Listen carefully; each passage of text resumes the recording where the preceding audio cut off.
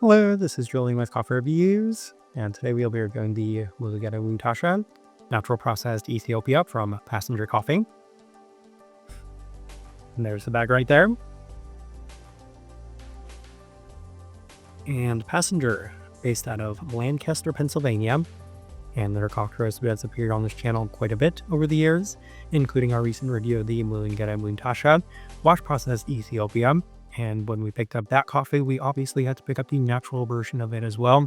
This felt like a great opportunity to not just try out two passenger coffees that we'd never had before, but also compare and contrast the washed and natural processed version of the same coffee from the same producer.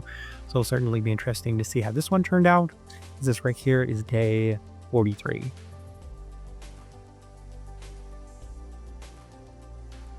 And recipe we went with for this coffee was once again Passenger's recipe at a 15.5 to 1 water to coffee ratio, brewed at 99 degrees Celsius, about 210 degrees Fahrenheit. And I definitely liked this one best through the V60, which indicates a more medium fine grind. Roast profile for this coffee, it has been a bit of a talking point in our recent Passenger reviews, as we've identified them as being slightly more developed than what we remembered from them. But even then, I'm not necessarily saying that these coffees are overly developed, as this one felt perhaps a slight bit lighter than the washed version of it, as it didn't have those same roasty, smoky qualities that I experienced from day to day on that one. So I would say that it's still on the slightly lighter side of that light medium, and some people might say that it's a little bit more developed than that, but I still feel like that's kind of the best way to put this one. With all that out of the way, let's go and start discussing this coffee.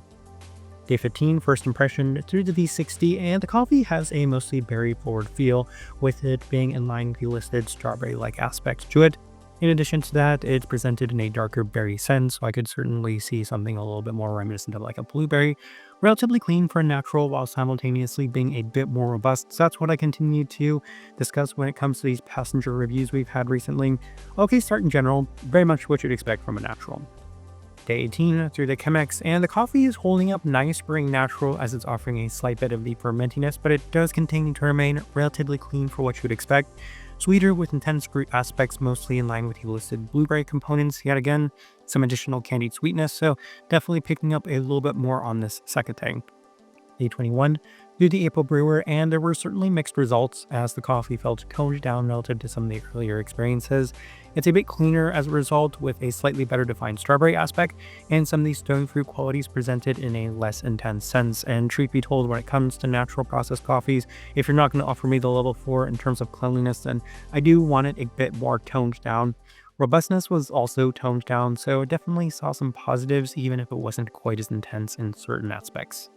Day 24 through the B60 with Passenger's recipe, and the coffee was weirdly the best it's been by a distance, and I felt that really ramping up this one was not the best way to go, but I felt that about all the other Passenger coffees that we'd reviewed from them, and this really surprised me as it was notably cleaner, and it didn't feel like the direction of the coffee would go that way based off of those adjustments, but it did. Much better defined stone fruit, presented in a much more sugary sense with better clarity on the strawberry as well. So the two prominent fruit factors within this one were notably cleaner, so make of that what you will.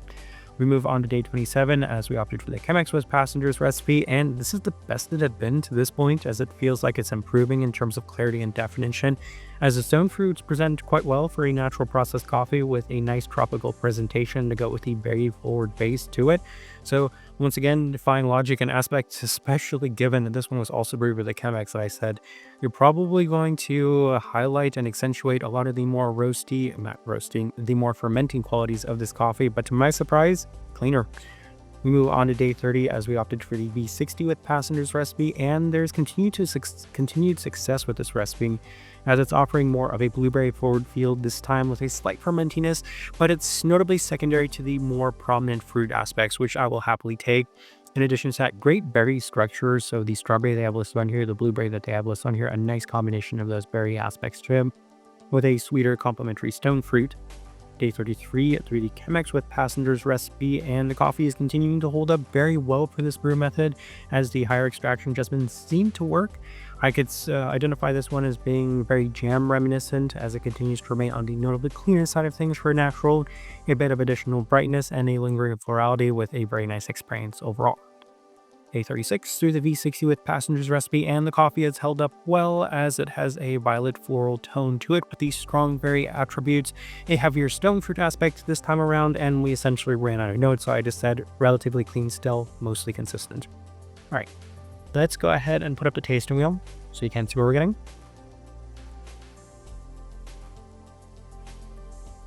And we have a handful of level 4s, so let's go through those, and we'll start with the finish and sweetness level 4.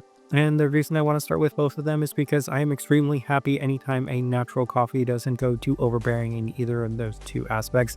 So having them both there at the level 4 is always the first thing I need to highlight when it comes to these coffees, and I'm happy that this one reached that moment. It's really not that lingering, it's really not that intense, it's much more balanced for a natural Ethiopian coffee, so I'm happy with that. Level 4 is where we opted to put them. Acidity, level 4. To my surprise, this one had brightness, and I'm not entirely sure what to make of that, given that we're looking at the berry fruits and the stone fruits, and they're at the level 4, but the citric qualities are a little toned down. This one just felt a bit more bright. There's brightness and acidity on the back end, so make of that what you will. Processing possibly at play, because I would have fully expected either, well, I just didn't expect this coffee to be as bright as it was, I guess is the bottom line. Florality, level 4, the violets I previously mentioned, it's definitely got that darker kind of purple floral feel to it, so you're definitely feeling those in notable abundance. Something pretty common when it comes to coffees in this category. We move on to berry fruit, level 4. I think it's the first note that they have listed on here. Strawberry makes a lot of sense, first note I experienced, but in addition to that, the darker berry aspects, blueberry, definitely an abundance of those classic natural Ethiopian characteristics. Stone fruit, level 4, and one of the other notes they have listed on here is a mango, and I was definitely feeling a fair bit of the, we'll say, slightly more fermenty stone fruit qualities to it, which is usually where I want to align the mango qualities of a coffee. So stone fruit, definitely pretty prominent. Not surprising, given that Passenger's coffees in general tend to be a bit sweeter and more, we'll say, sugary sweet in that sense. We'll go ahead and move on to level 3s, and we'll start with the citrus fruit, level 3, and I feel like that's kind of the brightness, and it's a bit more of a generic citric quality to it, especially given that the fruit qualities in this one were a lot more prominent and pronounced, especially within the stone fruit category and the berry fruit category, so make of that what you will, but that's where the surprisingly level 4 brightness comes in.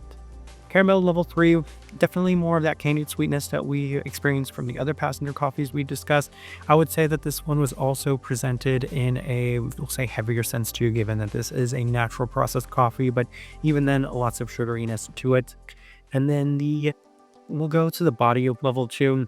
That's one of the biggest surprises of this coffee, because in theory, it makes no sense for the natural Ethiopian coffee to have less body than either the washed Costa Rican Gesha made with the Chemex or the washed Ethiopian coffee made with the V60, but here's where we are. It was the lightest bodied of the three, and that's why we had to put it there at the level 2. And then the final thing we're discussing, the cleanliness at the level 3. And I don't think it ever had the potential of actually reaching that level 4 mark. I think the fermentiness was just prominent enough to the point where I said it really isn't as close as it should be to that level 4 for a natural processed coffee to justify it at that level 4. The fermentiness just hindered that ever so slightly, but not to the point where it was overbearing in any sense. I mean, you're looking at the rest of this tasting wheel and it seems pretty decently balanced in general. So that's to say, higher side of the level 3, cleaner than the average natural Ethiopian coffee, but not justifiable at that level 4. So as I look into this tasting wheel, I do think it is a pretty good representation of what I was getting from this coffee. All right, so my overall thoughts and impressions of this coffee. I thought it was very nice, and it seems to be in line with the experience that I had for the washed Ethiopian coffee, which I also thought was very nice. And in general, the 3 coffees that we had from Passenger recently, all of which were very nice, and I feel like as a result, my opinion of this coffee roaster hasn't necessarily changed too much. I still feel like they're doing some pretty nice work for the category that they're in, especially as far as American coffee roasters go. I don't know if their profile has changed or my own preferences have changed, but as mentioned, they do feel a little bit more developed than I usually like. With that being said, if your coffees are still presented in a very nice sense, as these coffees were, in line with my own preferences, floral, forward, fruit forward, sweet, and mostly cleaner, then I'm still going to enjoy your coffees, and that's why I continue to appreciate Passenger's coffees for what they are. type of person I would suggest this coffee to. I feel like if you like your slightly more robust natural processed Ethiopian coffees, then this one is a pretty good fit, as it's offering a lot of traditionality for a number of ways. Most notably the berry fruit qualities, the floral qualities, both of which have that classic natural Ethiopian feel to them. Great sweetness without being too intense, and a really nice finish without it being overbearing. Throw in some complementary stone fruit qualities, and that will give it some additional depth to it. That's the best direction I can point somebody towards on this one, and also the best way I can leave this review. If you by chance had an opportunity to try this coffee, I'd love to know your thoughts and impressions of it as well. If you're enjoying the content, give this video a like, subscribe if you haven't subscribed. This right here has been a review of the Mullugeta Muntasha natural processed Ethiopia from Passenger Coffee. Thank you for watching.